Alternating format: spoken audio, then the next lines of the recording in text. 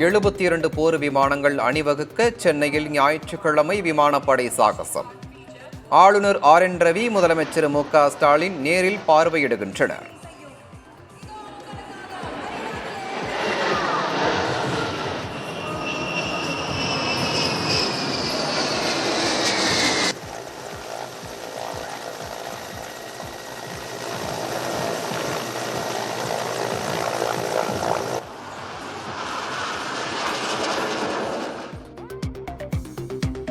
விமானப்படை சாகசத்தையொட்டி சென்னையில் போக்குவரத்து மாற்றம்.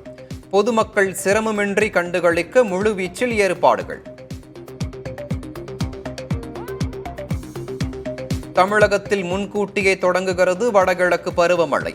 அக்டோபர் 15ஆம் தேதி முதல் பரவலாக மழை பொழியும் என இந்திய வானிலை மையம் கணிப்பு.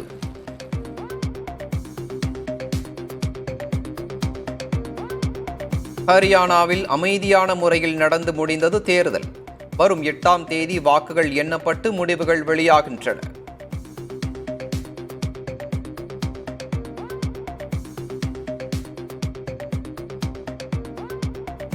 ஹரியானா தேர்தலில் காங்கிரஸ் பெரும்பான்மைக்கும் அதிகமான இடங்களில் வெற்றி பெற்று ஆட்சி அமைக்கும்.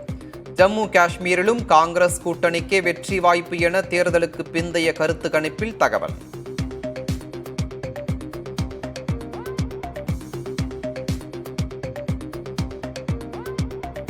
திருப்பதி லட்டு சர்ச்சை ஓய்வதற்குள் மீண்டும் ஒரு சர்ச்சை. அன்னதான தயிர் சாதத்தில் பூரான் இருந்ததாக பக்தர்கள் குற்றச்சாட்டு.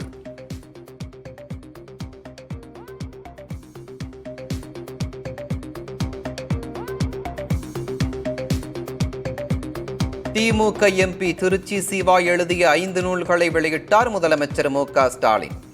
பாஜகவினர் அவதூறுகளை பரப்புவது மட்டுமல்லாமல் வரலாறுகளை மாற்றி எழுதுவதாகவும் விமர்சனம்.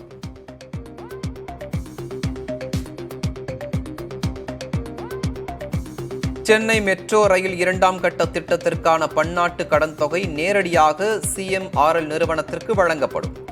மொத்த மதிப்பீட்டு செலவில் 65% மத்திய அரசு வழங்கும் என விளக்கம். சென்னையிலிருந்து மதுரைக்கு புறப்பட்ட ஏர் இந்தியா விமானத்தில் இயந்திர கோளாறு. நடுவானில் பிரச்சனை ஏற்பட்டதால் 121 பயணிகளுடன் மீண்டும் மீனம்பாக்கத்தில் தரையிறக்கம்.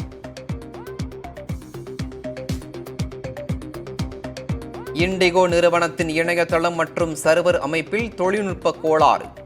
விமான நிலையத்தில் குவிந்த பயணிகள்.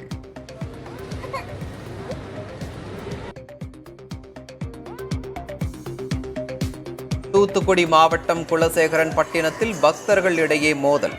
இரு தரப்பினரும் கம்புகளால் தாக்கிக் கொண்ட வீடியோ வெளியாகி அதிர்ச்சி. மதுரையில் புழுதி பறக்கும் சாலைகளால் மக்கள் அவதி. சாலைகளை விரைந்து சீரமைக்க வலியுறுத்தல்.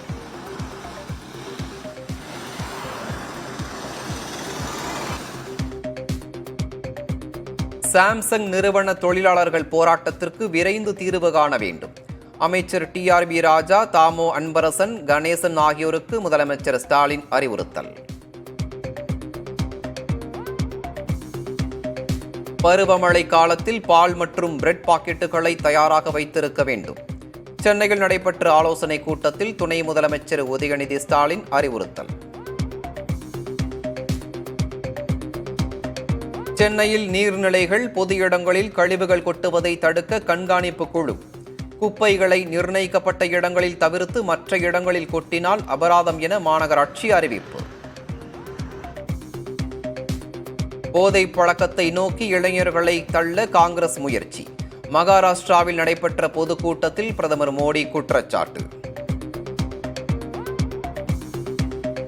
மகாராஷ்டிராவில் சத்ரபதி சிவாஜி சிலை சேதமடைந்த பகுதியில் புதிய சிலையை திறந்து வைத்தார் ராகுல் காந்தி.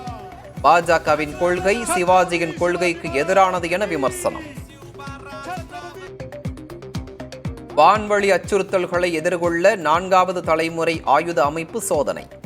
பொக்ரானில் வெற்றிகரமாக சோதித்த பாதுகாப்பு ஆராய்ச்சி மற்றும் அபிவிருத்தி அமைப்புக்கு அமைச்சர் ராஜ்நாத் சிங் பாராட்டு.